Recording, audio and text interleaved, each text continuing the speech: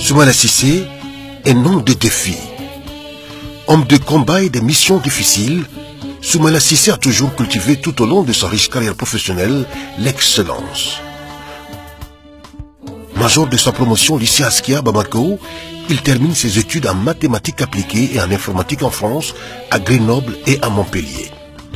Après un bref passage dans de grands groupes européens où il accumule les savoir-faire en gestion, il rentre au Mali en 1984 pour intégrer l'équipe dirigeante de ce joyau industriel qu'est la Compagnie malienne pour le développement des textiles, CMDT. Militant de la démocratie et des droits de l'homme dès les premières heures de sa carrière professionnelle, Soumaïla Cissé a activement participé au mouvement démocratique en 1991. Il se lance plus tard en politique, en devenant secrétaire général de la présidence avec rang de ministre. En 1993, il hérite du portefeuille le plus sensible de l'heure, celui des finances. Objectif, veiller sur les grands équilibres macroéconomiques, réduire le déficit budgétaire et ajuster la balance des paiements. Bref, être dans les meilleurs termes avec les grands argentiers de la planète, la Banque mondiale et le Fonds monétaire international. On retient de lui, après 8 années passées au ministère des Finances, l'image de l'artisan d'une croissance annuelle avoisinant les 7%. C'est à lui que le pays pensera encore en 2000, au moment où le Mali devait recevoir la Coupe d'Afrique des Nations. On lui confie un super ministère, équipement, aménagement du territoire, environnement et urbanisme. Un département qui a chapeauté l'ensemble des réalisations nécessaires au bon déroulement de la compétition la plus populaire du continent. C'est sous sa houlette que le Mali tient sa promesse en construisant à temps des infrastructures sportives et immobilières d'éventabilité de la CAN en 2002. Pour cet homme d'État, les ambitions pour le Mali ne manquent pas.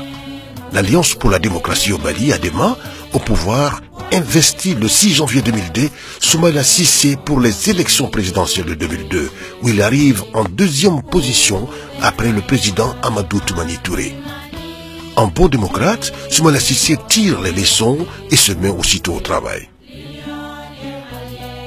L'homme a toujours un regard sur son pays, comme en témoigne son discours prononcé en août 2004 à la cérémonie de sortie de la promotion Soumaïla Cissé de la faculté des sciences juridiques et économiques de l'université de Bamako, FJSE.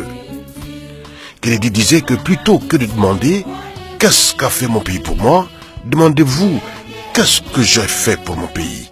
Vous devez avec abnégation servir le Mali et l'Afrique. Servir, c'est offrir son temps. Servir, c'est donner de l'espoir. Servir, c'est honorer sa parole. Servir, c'est ne rien attendre en retour.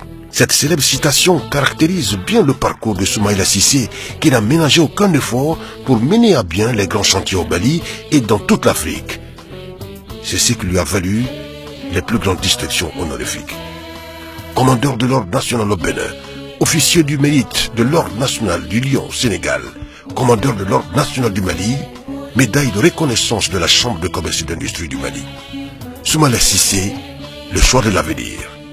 Soumaïla Cissé est donc un homme au long parcours, à la fois de technocrate et de politique, qui se lance une nouvelle fois dans la course pour le portefeuille présidentiel.